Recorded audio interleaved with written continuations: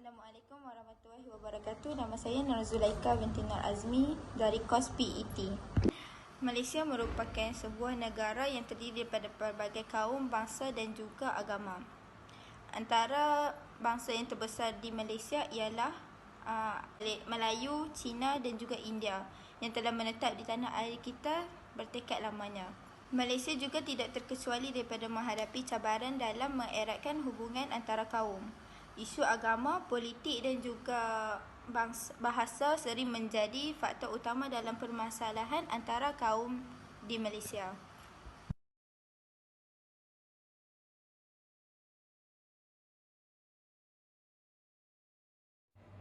Assalamualaikum warahmatullahi wabarakatuh. Nama saya Adli Iliana binti Muhammad Asri dari kos MDD.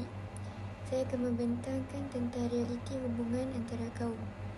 Malaysia mempunyai kira-kira 32.7 juta penduduk, di mana 30.2 juta daripadanya adalah warga negara. Malaysia juga adalah negara yang terdiri daripada pelbagai bangsa. Antaranya adalah Melayu, Cina, India dan sebagainya. Malaysia suatu ketika dahulu merupakan sebuah negara yang dihuni sepenuhnya oleh kaum Melayu. Tanah Melayu dijajah oleh masyarakat Inggeris tepat pada abad ke-18. Masyarakat Inggeris ingin menyebarkan pengaruh dan tamadun mereka. Mereka membawa masuk tenaga buruh daripada negara China dan India ke tanah Melayu.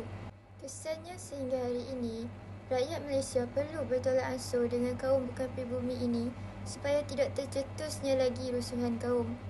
Pelbagai pendekatan yang diambil oleh pihak kerajaan dan swasta bagi mengeratkan hubungan kaum disebabkan berlakunya perselisihan kaum dengan kerap. Assalamualaikum warahmatullahi wabarakatuh.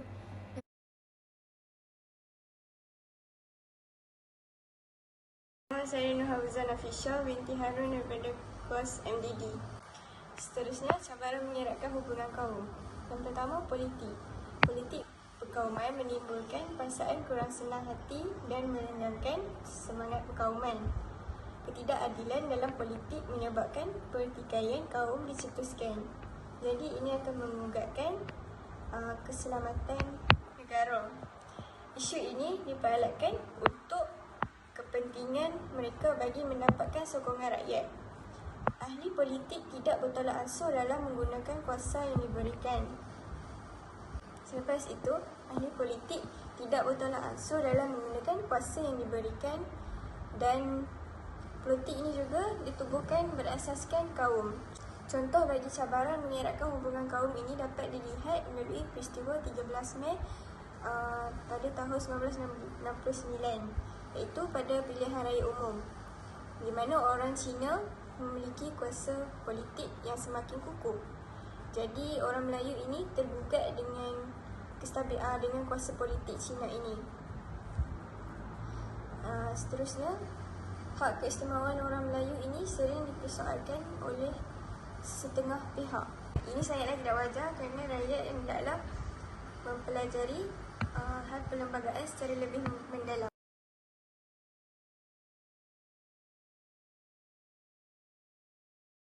Saya Nurhafizah Nafisha binti Harun daripada kos MDD. Seterusnya, dari segi isu agama, pengabaian dalam budaya berinteraksi agama dalam masyarakat telah menimbulkan persengketaan dan permusuhan, dan sikap prejudis dan kurang persefahaman antara kelompok berbeza agama menyukarkan proses perpaduan. Soalannya, mengapa orang Melayu tidak makan di restoran Cina? Terdapat juga aktiviti yang turut mengapi-apikan isu agama yang dapat mengugatkan hubungan antara penganut agama. Contohnya, isu saranan kebakaran Bible versi bahasa Melayu menggunakan kalimah Allah. Isu ini menjadi konflik bagi penganut agama Kristian untuk membenci agama Islam.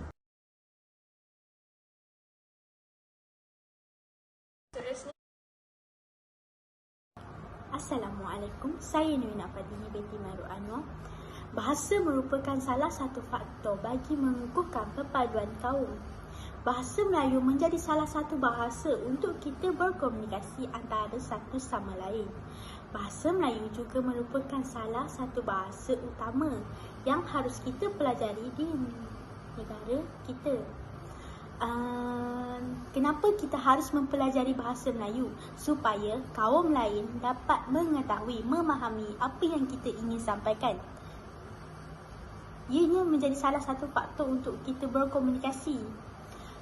Tapi terdapat segelintir masyarakat yang memandang remeh terhadap bahasa Melayu kerana mereka beranggapan bahawa bahasa Melayu adalah tidak relevan untuk dipelajari pada masa kini.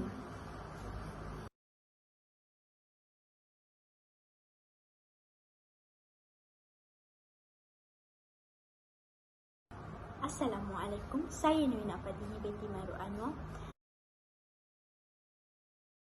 Pengajaran bagi peristiwa Perang Salib dan Rusuhan Kaum 13 Mei 1969.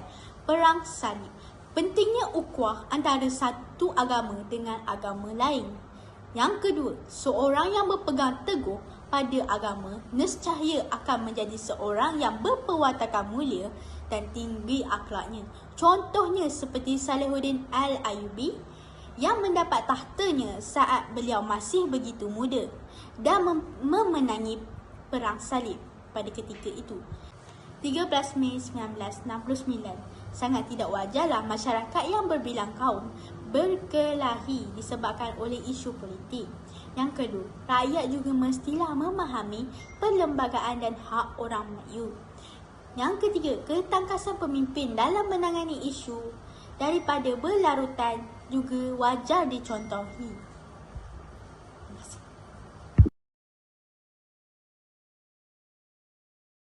Pengajaran bagi peristiwa Perang Salib.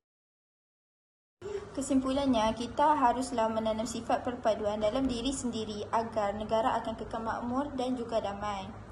Usaha yang diambil belum tentu cukup untuk mengekalkan perpaduan kaum yang mudah untuk dimusnahkan. Sebagai tambahan, ibu bapa, guru dan juga kerajaan boleh memainkan peranan yang penting untuk dalam cabaran mengeratkan hubungan antara kaum ini.